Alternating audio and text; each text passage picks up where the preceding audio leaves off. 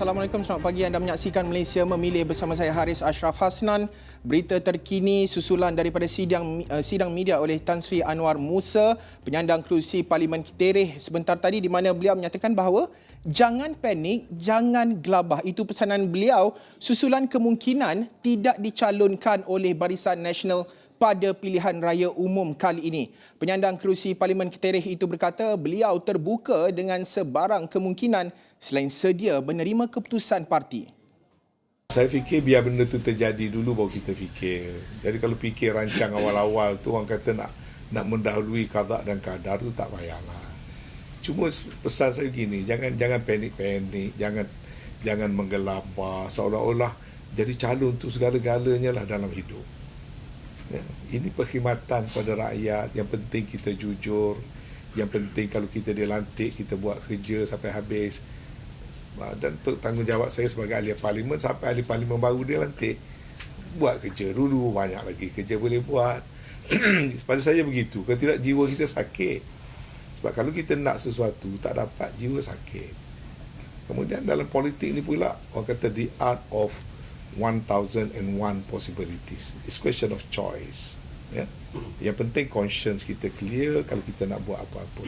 Jadi bagi saya tak nak mendahului parti. Saya mengabdikan diri saya daripada saya muda, umur 20-an sampai sekarang. 8 penggal pilihan raya, saya tak pernah lobby, tak pernah minta. Parti bagi, saya pikul dengan sebaik-baiknya. Kalau parti dah tak bagi, ataupun presiden tak bagi, itu proses yang semua orang kena lalu. Dan untuk waktu ini, banyak perkara kita nak memberi fokus, terutamanya kita ingin melihat bagaimana persona seorang Perdana Menteri itu, pilihan yang bakal dilakukan oleh jutaan rakyat Malaysia pada 19 November nanti, dan sudah tentu antara isu rakyat perlulah menjadi keutamaan. Rakan saya Faris Azman yang kini berada di Maran, Pahang, ada perincian mendekati ramai warga di negeri Pahang, bagaimana persona Perdana Menteri yang diimpikan, yang diharapkan, serta isu-isu yang mungkin menjadi fokus tumpuan mereka. Faris. Baik, terima kasih Haris. Sebenarnya benar di mana di Pahang ni, kalau kita fikirkan Perdana Menteri sebelum ini, iaitu Perdana Menteri ketika ini, Datuk Seri Ismail Sabri Yaakob, juga merupakan orang Pahang. Jadi apabila kami mendekati rakyat di Pahang ini, di beberapa daerah, seperti saya berada di Maran, di mana yang Haris katakan tadi, pelbagai golongan belia, golongan muda ini sendiri, golongan usahawan, peniaga, golongan IKS yang meniaga IKS, begitu juga dengan golongan pertengahan, warga emas, begitu juga dengan penduduk di luar bandar, penduduk rancangan, penduduk di pinggir bandar, penduduk di bandar Kuantan sendiri. Apakah mereka mahukan calon Perdana Menteri, bagaimanakah yang mereka mahukan? Tetapi rata-rata respon sebenarnya Haris, mereka mahukan pemimpin yang mampu membawa perubahan kepada negeri Pahang sendiri. Dan saya tidak menamakan nama-nama calon Perdana Menteri, siapakah antara nama-nama sosok-sosok yang dikatakan ketika ini, antara kajian ataupun data yang kita ada, yang mendapat banyak juga peratusan undian. Tetapi kami lebih kepada secara general, mereka mahukan seorang pemimpin yang boleh bukan hanya dapat menyelesaikan isu nasional seperti isu kos sara hidup yang semakin menekan rakyat, membebankan rakyat ini, tetapi isu-isu lokal seperti di negeri Pahang. Antaranya saya berada di Maran ini untuk mendekati orang asli ataupun orang asal di negeri Pahang, terutama di Marang ini, untuk mendapatkan apakah yang mereka mahukan. Kalau kita tahu sebenarnya Haris, isu-isu orang asal ini, mereka mahukan akses yang lebih mudah ke perkampungan mereka. Begitu juga dengan peluang-peluang pekerjaan yang boleh dicipta, boleh diwujudkan di kawasan-kawasan berkenaan. Mungkin dari sudut IKS, SME-nya.